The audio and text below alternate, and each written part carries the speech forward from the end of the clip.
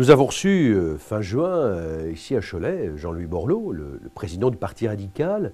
qui est l'initiateur d'un mouvement qui veut rassembler un certain nombre de familles politiques, de partis politiques,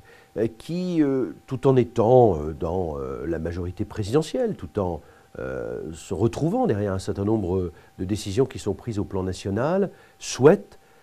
exprimer une différence, exprimer une alternative. Je crois que c'est une démarche qui est saine. Je crois que c'est une démarche qui doit s'inscrire dans la réflexion politique de demain, presque de tout de suite, parce que nous sommes à quelques mois d'une grande échéance nationale.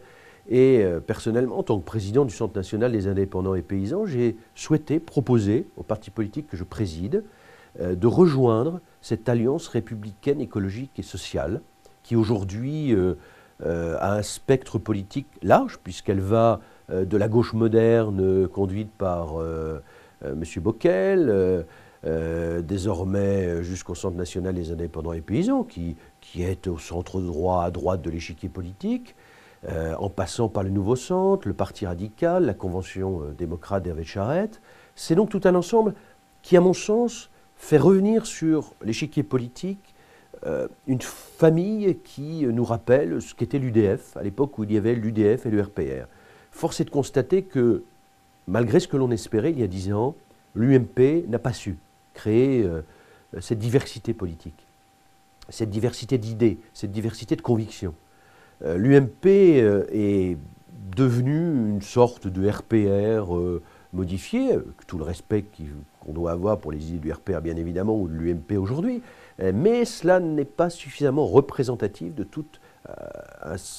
spectre politique qui doit être beaucoup plus présent sur la vie politique, dans la vie politique, pour exprimer des différences, exprimer d'autres projets. Et encore une fois, personnellement, j'ai souhaité, et j'ai été suivi très largement, de manière très large au plan majoritaire, par mes adhérents du CNIP, de façon à rejoindre cette grande alliance, qui n'est pas le centre, mais qui est justement parce qu'il y a la gauche moderne de Jean-Marie Bockel, parce qu'il y a le CNIP, qui est une force politique différente, avec une alternative, qui peut-être soutiendra un candidat au présidentiel l'année prochaine. On dit que Jean-Louis Borloo sera candidat, on verra son choix, on verra sur quel projet. Moi, ça ne me choque pas qu'il y ait l'année prochaine le candidat de l'UMP sortant, le président actuel, et à côté, un candidat de cette alliance qui représente une grande famille politique. Certains disent, mais cela va permettre à Mme Le Pen d'être au deuxième tour contre le candidat de gauche. Je ne crois pas que ce soit là l'enjeu. L'enjeu, il est d'apporter des convictions, d'apporter un projet, d'apporter des idées. À partir de là, si on sait répondre aux préoccupations des Français, on dégonflera le vote en faveur de Mme Le Pen. Et dans ce cas-là, il y aura ce que nous avons connu dans la plupart des élections présidentielles jusqu'à présent,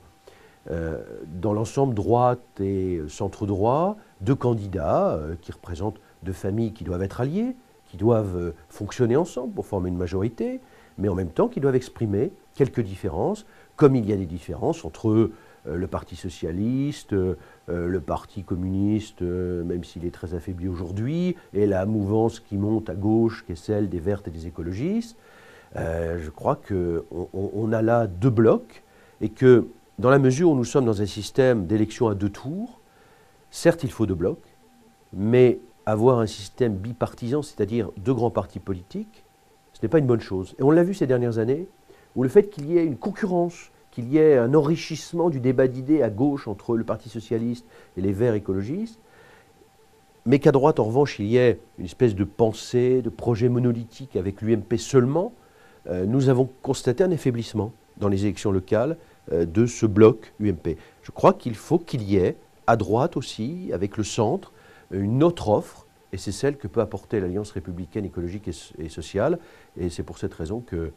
parce qu'elle correspond aussi aux convictions, aux racines qui sont celles du CNIP, que certains mauvais connaisseurs de la vie politique ont pu cataloguer à un moment de droite un peu extrême, ce qui est une imbécilité totale, eh bien le CNIP, lui, se retrouve dans ses vraies racines avec cette alliance, et nous sommes convaincus que nous pourrons ainsi faire une proposition différente, donc une proposition constructive pour les Français à l'occasion des grandes échéances nationales que nous vivrons dans quelques mois au cours de l'année 2012.